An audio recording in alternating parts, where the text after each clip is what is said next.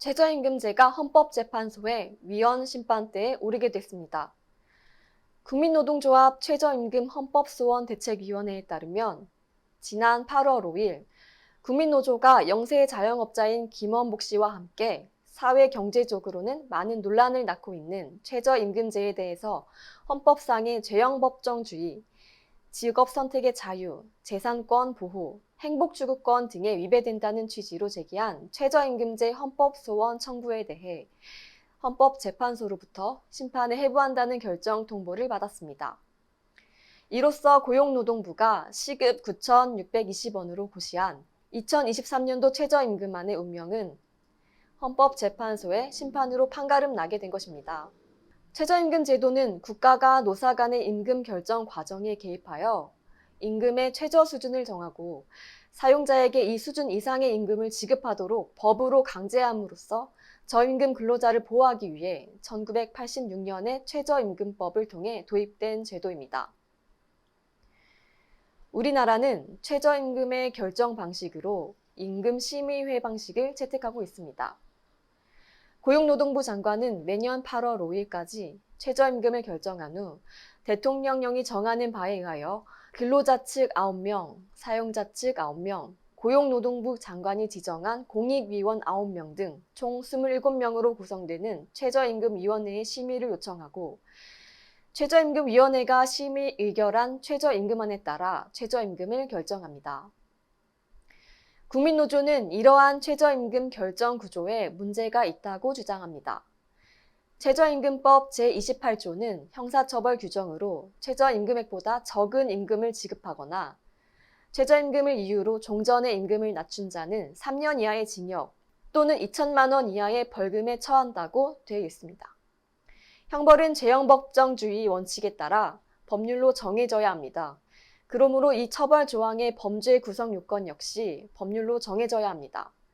그런데 이 조항의 경우에는 범죄 구성 요건을 법률이 아닌 최저임금위원회가 결정하는 것이 됩니다. 즉 사용자를 형사처벌하는 범죄 구성 요건이 국민으로부터 아무런 위임도 받지 않은 최저임금위원들에 의해 자의적으로 결정되는 결과이므로 죄형법정주의를 규정한 헌법 제12조 1항에 위배된다는 것이죠. 이와 함께 지역이나 업종을 불문하고 1시간당 일률적으로 적용되는 최저임금 역시 본질적으로 같은 것을 다르게, 다른 것을 같게 차별하는 결과를 야기함으로써 헌법 제11조 평등의 원칙에 위배된다고 주장하고 있습니다. 이외에도 최저임금을 결정하는 최저임금위원회의 구성이 최저임금의 영향을 거의 받지 않는 대기업과 거대 기득권 노총 중심으로 이루어진다는 점도 문제를 삼고 있습니다.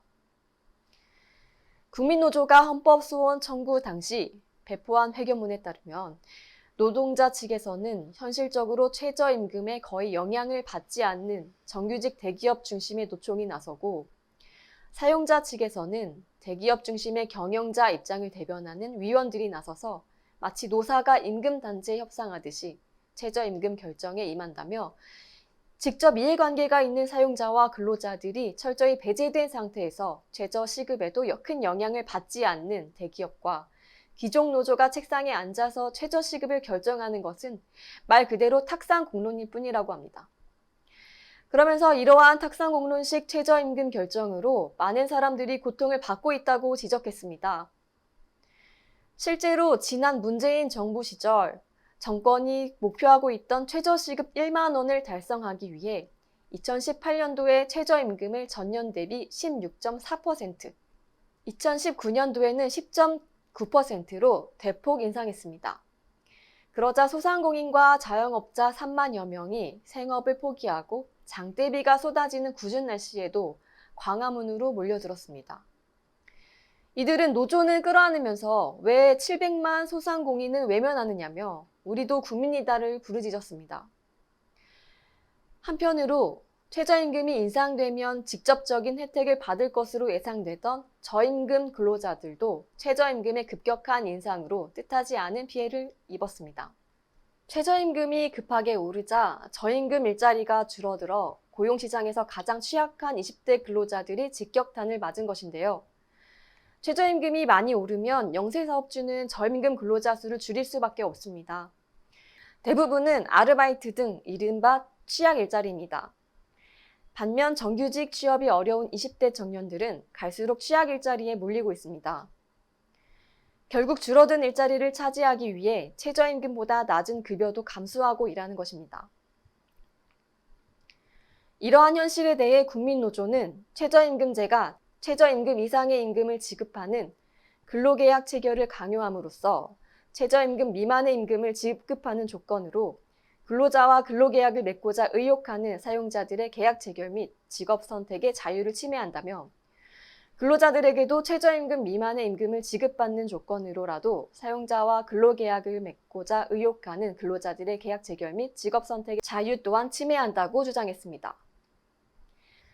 청구인들의 입장을 요약해보자면 최저임금제가 그 목적대로 국민 경제의 건전한 발전을 이바지하기 위해서는 최저임금에 정말 민감하게 영향을 받는 소상공인과 자영업자들이 어떤 상황인지 그리고 최저시급을 책정했을 때 어떠한 영향을 받는지 이들의 말을 경청하고 그 시장에 맞는 최저임금이 정해질 수 있는 그런 실질적인 제도가 되어야 하는데요.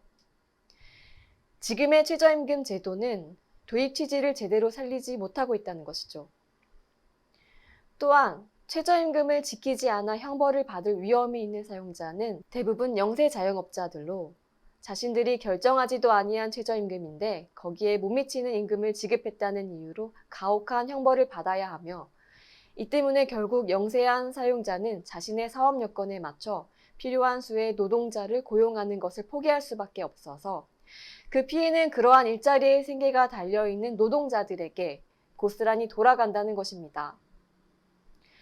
이런 이유들로 최저임금제가 과연 합리적인 제도라고 말할 수 있는지 의문을 던지고 있는 것입니다.